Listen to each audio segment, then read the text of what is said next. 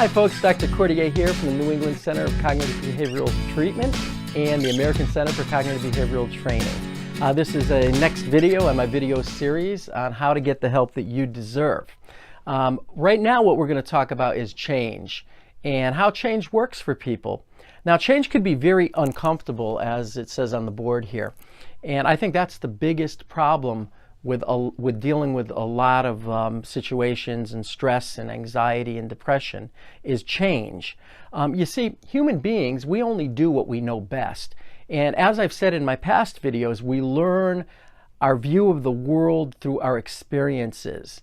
And that really shapes, how we view the world and our situations as well. So as I said before, our thinking really shapes our future experiences, the things that are going to happen in our lives. Now, a lot of people, when they're looking for change, when they're trying to reach their goals and objectives, will experience a type of discomfort. In psychology, we call that discomfort cognitive dissonance, but that's a lot of rhetoric. That's a big word.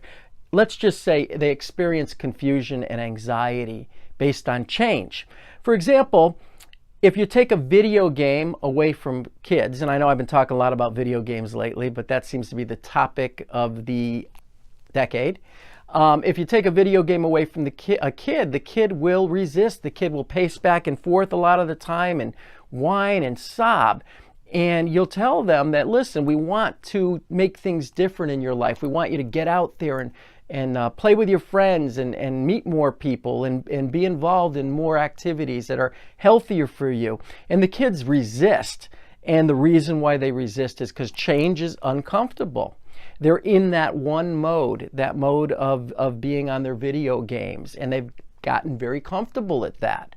And they've learned their thoughts through their experiences. They've experienced video games, isolation, playing with their friends online, not in reality, not face-to-face.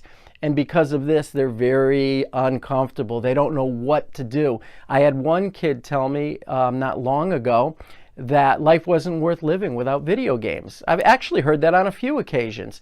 And if you really think about that statement, gauging your life and its worth through a video game, it's kind of, disheartening, isn't it? So change is uncomfortable. So even when we're depressed, a lot of the time we're used to thinking that way. Or we're so used to feeling anxious, of being anxious, that we're caught in that mode. And we don't know any other way of being. So challenging our negative thoughts and trying to change those emotions can be a very difficult task for people, because it's not easy to say to yourself, I think I am going to play detective with my thinking, and I am going to prove that I am not correct today, that I am wrong.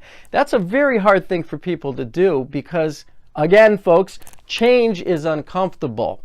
But what we have to do is we have to step back, take the bull by the horns and say, enough's enough. I am going to, again, motivate to be motivated.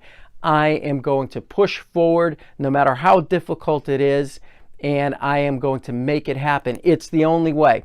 The only way we can do anything is through self-empowerment. No one's going to do it for us.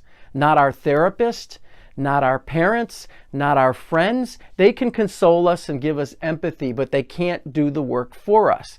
And when I'm here, when I'm doing therapy and seeing patients, I teach people a way out. It's not just talking back and forth. We take those problems that we're talking about and we actually shape them and we come up with solutions. So it takes work. And you can't just think that life is going to adapt to you, that reality is going to change just because you feel bad. It doesn't work that way. In order to reach your goals, you have to step back, change your thinking so you feel better, you see the world clearer, then your goals can be reached. There's no other way. There's no medication in the world, not one, that's going to do that for you. There's no magic pill and there's no magic person. So remember that you have to love yourself. You have to love yourself enough to be motivated to make that change. And if you don't love yourself, you have to step back and get to know who you are. You have to learn to be comfortable in your own skin. Look for evidence of why things are so good in your life. And they could be small things at first, right? I enjoy the fresh air. I enjoy a walk.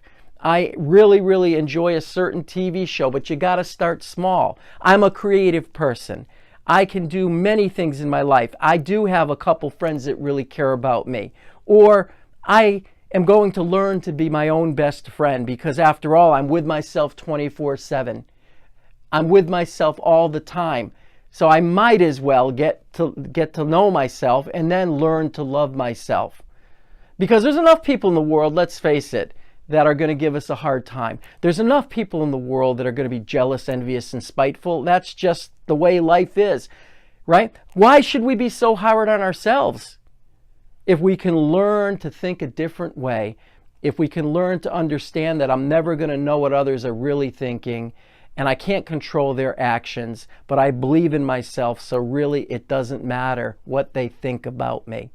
If they think ill words, I'll never really know anyway. So it's important. Take control of your life. Start to move forward. And remember, it's normal for change to be uncomfortable. It's not something you're familiar with. It's not something you know. This is a new uncharted course. But you'll get there with persistency, with consistency, and you'll meet your goal. Dr. Tom Cordier signing off. Sorry about the rambling, but I hope I got through somewhere out there with you, and there'll be more videos coming up. Take care of yourself and have a great week.